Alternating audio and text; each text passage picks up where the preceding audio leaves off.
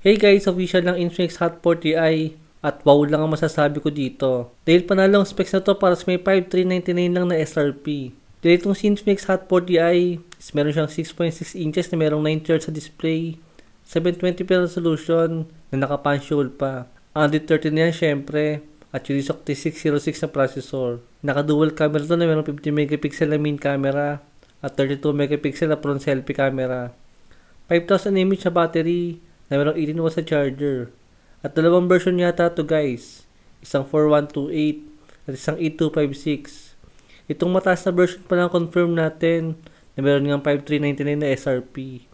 Napakaganda ng ganyang klase ng specs para sa may ganyang presyo.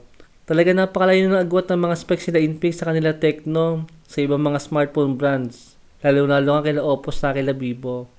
Apat na color pa lang available sa kanya. Itong color black, color blue, color green, at itong color gold na in-order ko. 5,000 ko lang siya nakuha. Hintayin na lang natin dumating to guys para magawa natin ng full review. Thanks for watching.